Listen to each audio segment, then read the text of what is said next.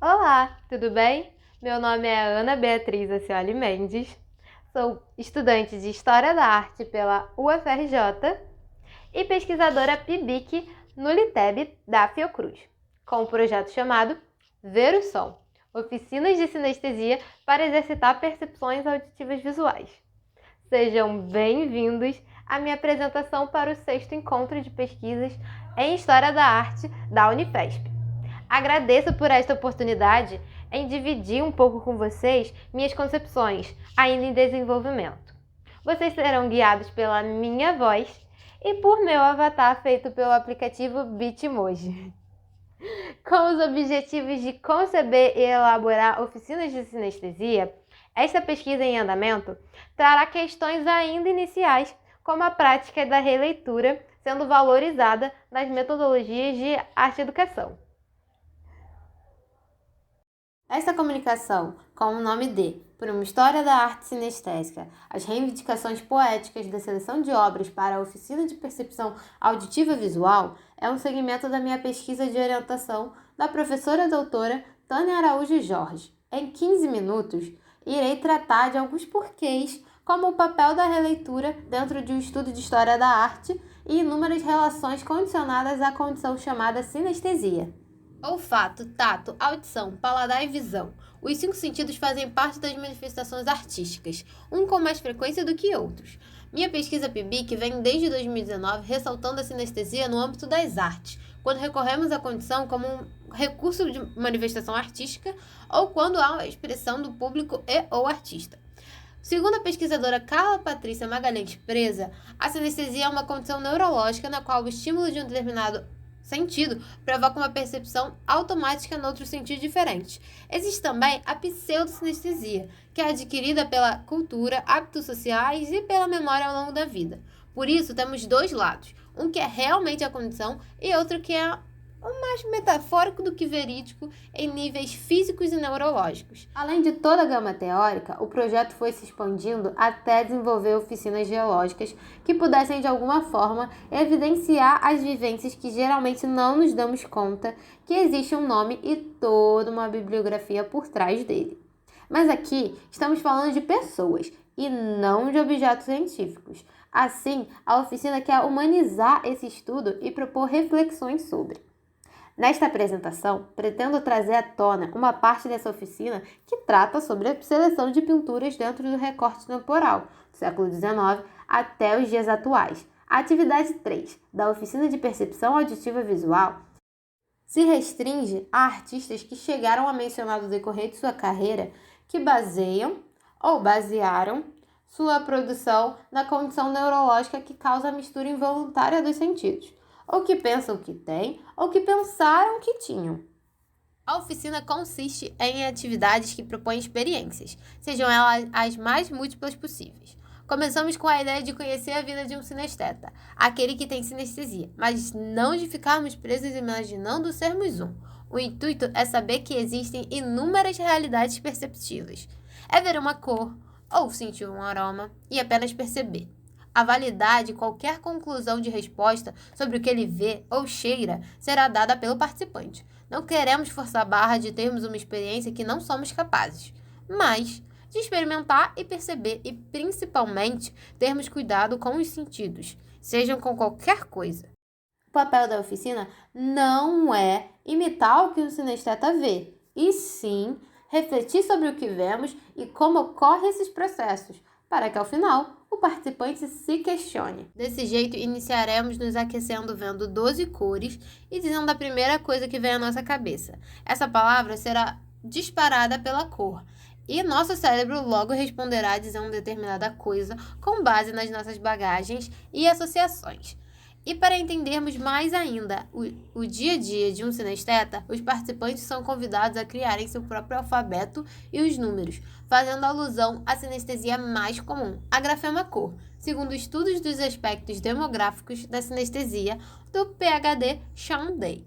E por último, o destaque da minha apresentação, a atividade que somos imersos a 10 obras de arte, que discutem aspectos importantíssimos para a nossa história da arte e para a produção de arte pautada na sinestesia.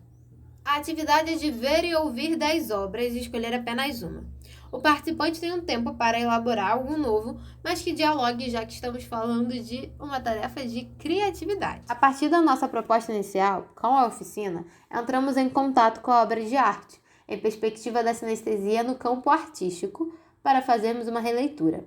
Como estamos em um evento de história da arte, iremos focar nas 5 obras visuais, que fazem parte desse conjunto de opções, devido ao foco da comunicação e o tempo. Enfatizamos a seleção de 5 pinturas que foram escolhidas para as oficinas com o intuito de resultados qualitativos e quantitativos. Contudo, já houve uma outra seleção bem mais abrangente com 30 obras para a oficina teste. Só que devido a ajustes e autoavaliação dessa primeira prática, foi vista a necessidade de algumas alterações. A seleção de pinturas dentro desse recorte já mencionado do século XIX até a atualidade é compreendida pelas formas catalogadas por Hugo Reimann, que são a própria arte ou imagem ser sinestesia, expressões literárias e metafóricas de forma poética ou cinética, geradas por movimento, questões cinematográficas ou de telas eletrônicas e também por questões conceituais. Portanto, cabe a esta investigação presente analisar a sinestesia no que diz respeito às artes, entender como essas conexões são feitas e a linha tênue que esse assunto nos apresenta sobre sua linha cronológica de estudo. Nosso primeiro exemplo parte de questões fortes do início do século XX. Chegamos em um caso polêmico. As pesquisas se contradizem quando falam sobre ele, mas não podemos negar que Vasily Kandinsky é um bom exemplo para se falar de cor e som. O pintor russo introduziu a abstração no campo das artes visuais e a colocou em um patamar de discussão que até hoje nos deparamos. A arte, nesse caso, não está para a realidade, ela não está presa a essa prática. Kandinsky radicalizou isso tudo com o seu ensaio do espiritual na arte. Com ele, estudamos essa relação que muitos sinestetas passam de não separar uma coisa da outra. Realmente é uma baita de uma experiência. Avançando os anos, já temos Hackney se utilizando de sua memória. Porém, não somente.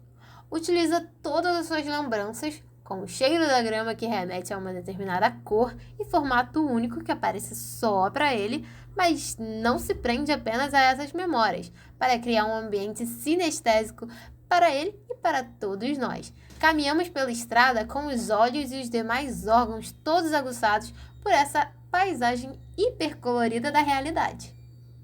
E Melissa McCracken trabalha com autoexpressão com cores vibrantes e texturas vívidas relacionadas às suas canções favoritas. Inspirações sonoras que depois de algumas pinceladas se tornam grandes telas impulsionadas por sua autodedicação em materializar toda a sua criatividade fazendo releituras. Ela transforma o que vê no sonoro em visual. No próprio site da artista, Melissa colocou uma observação sobre sua condição, dizendo que basicamente seu cérebro tem um cruzamento sensorial e que fica maravilhada em ter. Já Stephanie de Paula dá vazão à sua própria mente com traços coloridos ao ouvir e ver. A condição sinestésica está traduzida nas pinturas que a brasileira decidiu fazer, porque queria transpor suas sensações de quando assistia um concerto. Suas inspirações são nas formas e nas cores. E por último, uma jovem novata nesse mundo do mercado de arte online, que começou sua divulgação via Instagram, pintando aquilo que era habitual a ela, ouvir uma música e enxergar coisas além da melodia e ritmo. Lara McCoy é uma jovem como todas as outras que está se descobrindo e é engajada em se estudar, entender a sua condição. Ela varia sua produção por músicas, signos e letras com cores. A oficina possui o intuito de mostrar aos participantes como sentimos as artes, principalmente na troca entre a visão e a audição. A fruição é exercida com calma e com maior domínio do nosso corpo e mente. No decorrer das atividades, entendemos que os 5 sentidos podem e devem ser misturados com base no objeto. Ele será ressignificado a partir dos nossos sentidos. Ou seja, mesmo que seja uma pintura ou uma composição musical, nós podemos ouvir a pintura e ver a música ao mesmo tempo. Para a oficina, o material que foi decidido foi pensado nas questões cabíveis à sinestesia, tanto visual quanto musical, além da temática ser justamente essa, a sinestesia sonoro-visual. Porém, cada participante está livre de entender as suas relações com as artes de maneiras diversas. Então, abrimos o leque e deixamos que todos possam sentir com os 5 sentidos. Entender o papel da história da arte dentro dessa pesquisa é primordial, porque estamos estudando as práticas dos seres vivos no decorrer dos séculos, toda a sua conjuntura de pensamento presente nas sociedades. O ato de reler uma obra e criar outra, pautando nas novas conexões, mostra aos participantes como sentimos as artes, principalmente pensando no julgamento da materialização da ideia e da investigação do diálogo por ter sido iniciada pela obra, sem esquecer que ambas estão inseridas em seus próprios cenários sociais, políticos, filosóficos e culturais. Para além da defesa das obras de arte como fontes, partimos de uma investigação poética ao criarmos narrativas únicas por meio das próprias, quando entramos em contato com elas. As oficinas servirão para alertar o quão a sinestesia abala positivamente e negativamente a vida do ser humano, e que devemos nos ater a pequenos detalhes, pois neles há grandes belezas e seus porquês. Research, ABR, que em português é Pesquisa Baseada em Arte, trata-se de um processo no fazer artístico como forma de saber, pensando em novas possibilidades dentro da pesquisa científica, com intuições, emoções e experimentações. Olha lá, nossa oficina trata justamente sobre isso, experimentações. Já bebendo a água de Paulo Freire e Ana May Barbosa, a abordagem triangular se sustenta em 3 pilares: conhecer a história, o próprio fazer artístico e apreciar uma obra de arte. Tá aí o nosso assunto da releitura. É possível, sim, fazer uma releitura ser uma ferramenta de aprendizagem artística significativa e não mera reprodução, indo além da apropriação e da aceitação. A atividade é para ser exercida. No nosso título, as reivindicações poéticas da seleção de obras reclamam a posição das obras por elas próprias, partindo da perspectiva sinestésica delas. Elas falam por si e por si só. Criar coisas novas por meio delas é algo totalmente mágico e importante para o desenvolvimento poético de qualquer um. Qualquer seleção é questionável e imutável. Não digo que essas são as únicas que poderiam estar aqui. Existem inúmeras outras obras. Você, ouvinte, gostaria de me ajudar a criar outras redes perguntando mais sobre as obras? Estas são as minhas redes de contato, minhas pessoais e do projeto de oficinas de sinestesia. Espero que tenham gostado desta apresentação. Muito obrigada por esse espaço de divulgação e de muita aprendizagem. Fica aqui também algumas referências utilizadas e estou à disposição de eventuais discussões, dúvidas, comentários, enfim. Até a próxima!